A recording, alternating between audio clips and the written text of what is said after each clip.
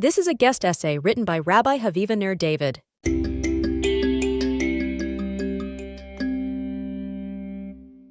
Dear student activists, as a graduate of Columbia College, class of 1991, and a peace activist who lives in Israel, I am watching videos and reports from my alma mater's campus and wondering what I would have done if I was a student there now. I am an activist and have been all my life. I believe strongly in the ability of grassroots movements and peaceful protest to change the world. Since well before the current extremist right-wing Israeli government was elected, I have been demonstrating for peace.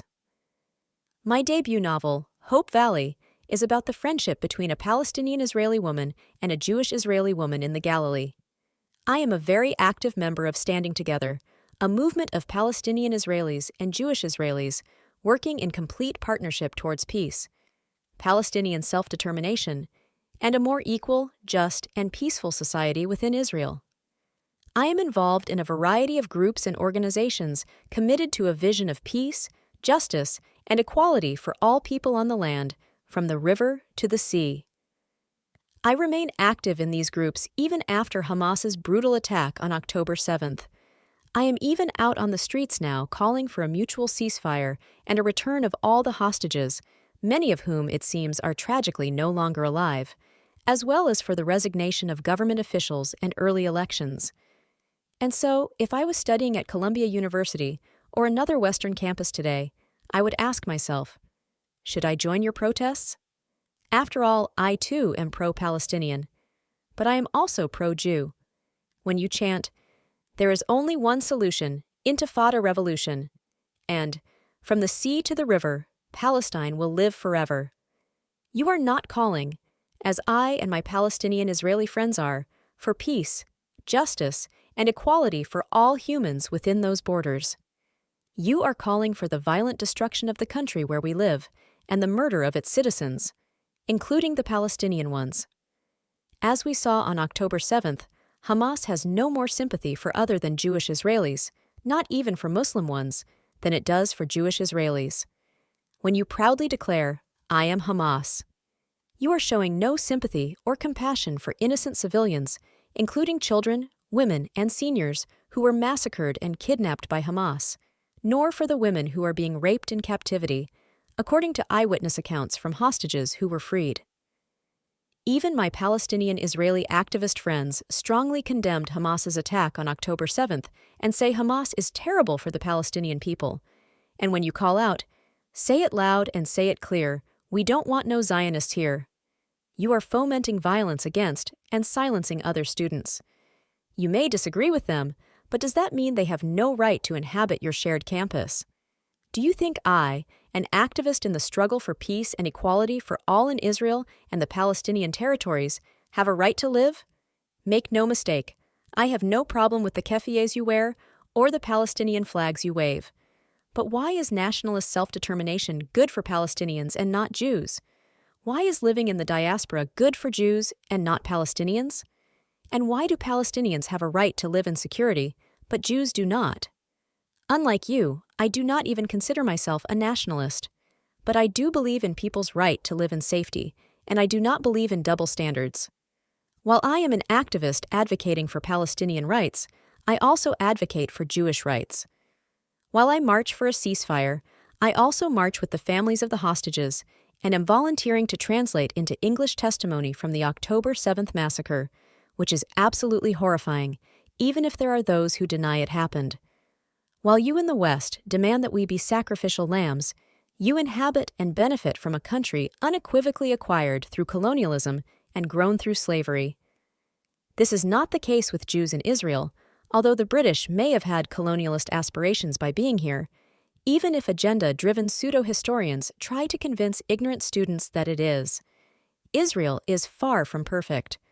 I am outraged at the Jewish supremacist, messianic, theocratic, anti-democratic direction in which the country is currently headed. But the answer is to try and change that direction, not to call for the country's destruction. I understand and relate to your show of solidarity with the Palestinians in Gaza. The situation there is heartbreaking and devastating. But so too is the situation here in Israel, with 133 hostages still in Gaza, Missiles and drones being launched at us from 3 fronts, more than 100,000 displaced families, a huge portion of the population on reserve duty, tourism dead, the economy a mess, and terrible unemployment, especially in the Arab sector. The scale is just different, for a variety of reasons that are as much the fault of Palestinian leadership as Israeli. Our political leadership on both sides are using us all as pawns in this bloody conflict. It must end. They must agree on a political solution, and we, the grassroots from both nations, must demand this.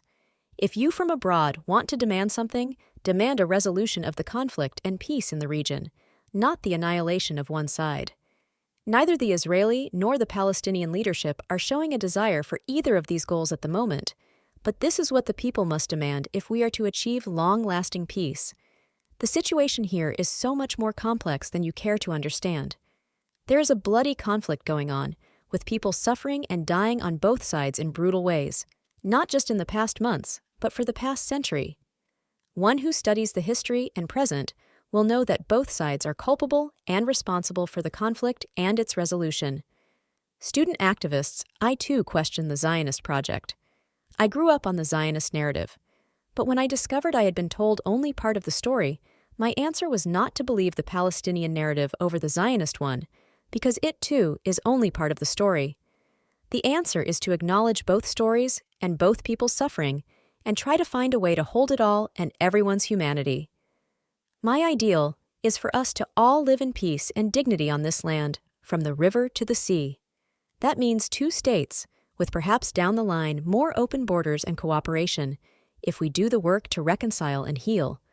That is what my Zionism is about, not Jewish supremacy or theocracy. It is about having a safe place for Jews to live, but not at the expense of another nation. And so, my vision for this place would have to be safe for everyone.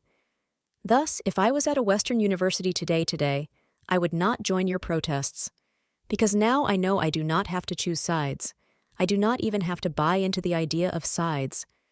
This is a battle between those who support violence and an all-or-nothing approach to this conflict, and those who want to find a way for us to all win out by sharing this land. It saddens me deeply that you are choosing, perhaps out of latent Jew hatred, the way of violence and hate instead of cooperation and mutual understanding. There are people living here in this very real place.